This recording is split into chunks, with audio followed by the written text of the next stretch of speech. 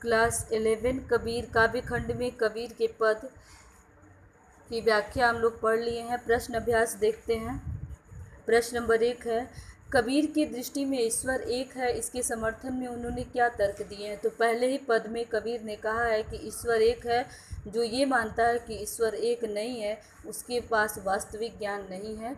इसके समर्थन में उन्होंने दिया है कि जैसे कुम्हार एक ही तरह की मिट्टी से अलग अलग बर्तनों का निर्माण करता है जो अलग अलग आकार और प्रकार के होते हैं, लेकिन उसको बनाने वाला कुम्हार एक ही होता है। उसी तरह इस धरती पर रहने वाले मनुष्य अलग अलग रंग रूप के होते हुए भी एक ही ईश्वर की संतान है।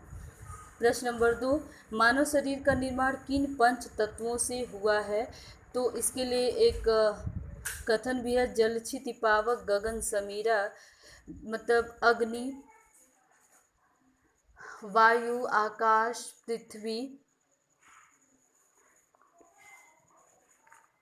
से मिलकर के मानव शरीर का निर्माण हुआ है।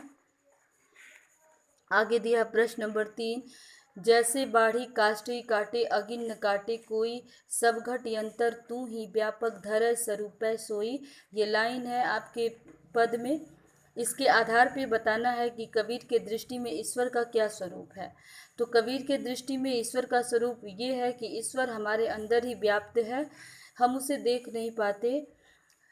यदि हमें अंतर्मन का अपने अंतर्मन को पहचान जाएं तो हमें ईश्वर स्पष्ट रूप से ईश्वर का आभास होने लगेगा। इसके उदाहरण के लिए उन्होंने बताया है कि जैसे जो बढ़ई होता है वो लकड़ी ही काट सकता है, लेकिन यदि लकड़ी में समाहित अग्नि को नहीं काट सकता, अर्थात आग को नहीं काटा जा सकता, लेकिन लकड़ी को काटा जा सकता है। उसी तरह शरीर को तो नष्ट किया जा सकता है, लेकिन शरीर के अंदर परमात्मा के अंश रूप में व्याप्त आत्मा को नहीं काटा जा सकता। आगे प्रश्न नंबर 4, कबीर ने अपने को दीवाना क्यों कहा है। तो कबीर के पद में कबीर ने बोला है ना कि दुनिया में बहुत सारे ऐसे धार्मिक धर्मावलंबी हैं, चाहे वो जिस भी धर्म और संप्रदाय को मानते हों, वो वास्तविक ज्ञान नहीं सीखते हैं। पुस्तकीय ज्ञान के सहारे वो प्रवचन देते हैं, उस ज्ञान को वो अपनी ज़िंदगी में ही नहीं उतार पाते। इस आडंबरों से ईश्वर नहीं मिलता है।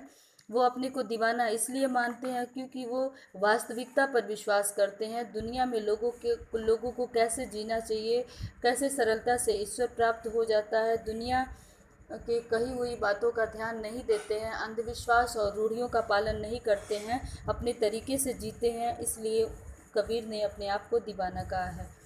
प्रश्न नंबर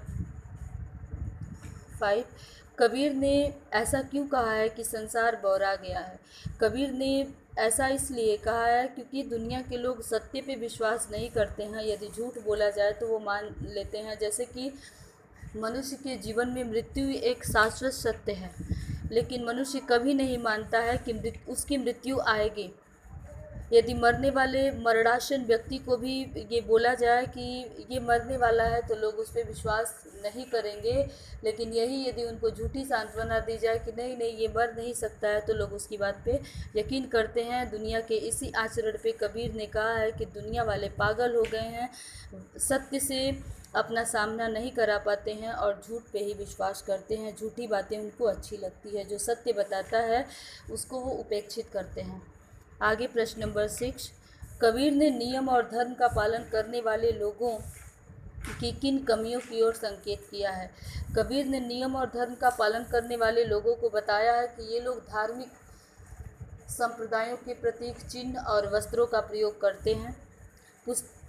साखी और सबत, मतलब सत्य और प्रामाणिक बातों को कभी सीखते ही नहीं हैं, उनमें अल्प ज्ञान होता है। वो अपने तीर्थस्थल की यात्रा और अपने रूप अपनी वेशभूषा से लोगों को भ्रमित करते हैं, और वही भ्रमित करने की चीज़ें दुनिया के लिए बुरी है। दुनिया वालों को समझना चाहिए कि ये धार्मिक धर्मगुरु में सारे धर्मगुरु वाकई सम्मान के पात्र नहीं होते हैं।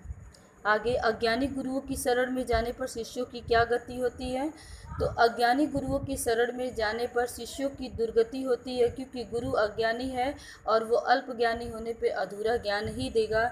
अधूरे ज्ञान से शिष्य का जीवन निर्वाह उचित ढंग से नहीं हो सकेगा। ना तो वो पूर्ण तरह से ज्ञानी बन सकता है, ना ही वो मूर्ख बन सकता है। और अधूरा ज्ञान व्यक्ति को पतन की तरफ ले जाता है। प्रश्न नंबर 8, बाह्य आडंबरों की अपेक्षा स्वयं को पहचानने की बात किन पंक्तियों में कही गई है, उन्हें अपने शब्दों में लिखिए।